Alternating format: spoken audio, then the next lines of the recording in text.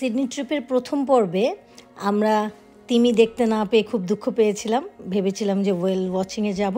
তা আজকে সেই ওয়েল ওয়াচিংয়েই আমরা এসেছি, তো সেই ট্রিপটাই আপনাদের সাথে শেয়ার করব।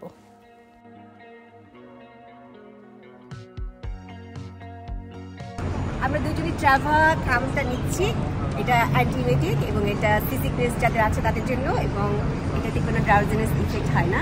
So don't forget, half an hour আগে খেতে হবে, সমুদ্রে যাওয়ার হাফ অ্যান আওয়ার আগে।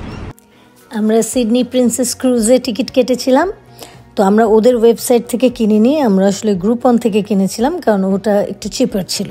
আপনারাও টিকিট কেনার আগে অবশ্যই একটু সার্চ করে দেখে নেবেন।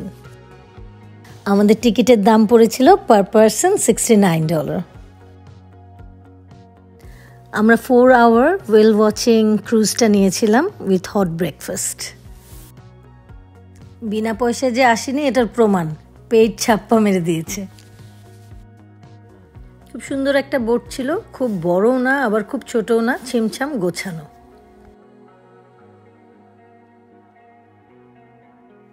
সার্কুলার কি থেকে অপেরা হাউস, হারবার ব্রিজ দেখতে দেখতে আমাদের ক্রুজ শুরু হলো।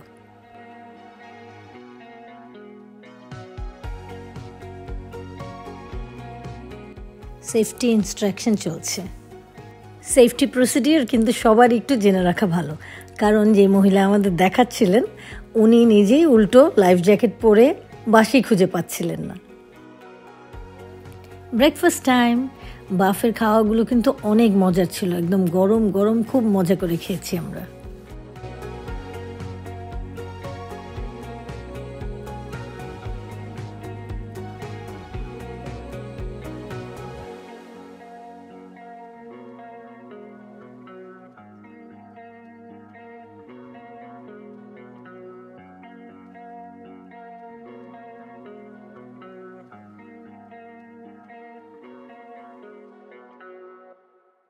বিনি, জ্যাকেট, মাফলার সব পরে আমরা রেডি হচ্ছি আপার ডেকে যাওয়ার জন্য, কারণ এখন তো উইন্টার টাইম, অনেক ঠান্ডা। কিন্তু সুমনাকে জিজ্ঞেস করছি আমাকে কেমন দেখাচ্ছে। এই ক্রুজটা কিন্তু গ্যারান্টেড ওয়েল ওয়াচিং, যদি আপনি না দেখতে পান তাহলে ওরা আবার আপনাকে আরেকটা টিকিট দেবে। তবে আমাদের কিন্তু সাগর, আকাশ, মেঘ আর পাখি দেখে মন ভরে গেছে।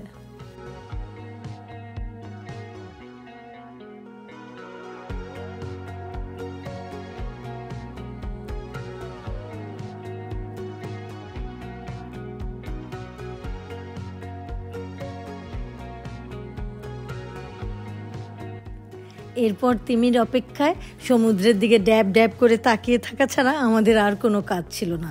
আর প্রচণ্ড ওয়েভ ছিল, মানে সেই রকম দুল ছিল।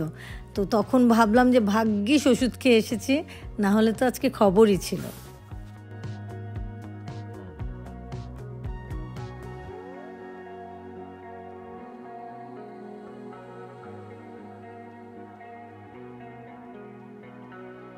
ওয়েল ওয়াচের বেস্ট সময় হচ্ছে সেপ্টেম্বর অ্যান্ড অক্টোবর, কিন্তু আমরা জুন জুলাই গিয়েছিলাম, কিছুটা কম ছিল।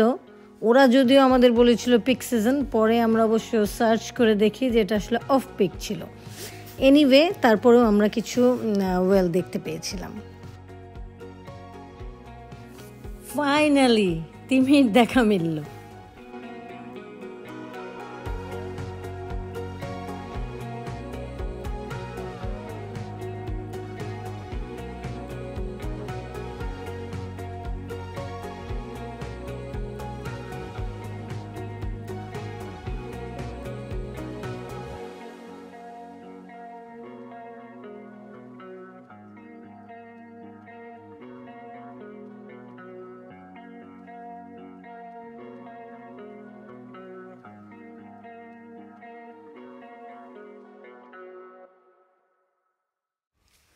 ওভারঅল ট্রিপটা ভালোই ছিল, কিন্তু সোশ্যাল মিডিয়া দেখে ভুলেও কেউ হাই এক্সপেকটেশন নিয়ে যাবেন না।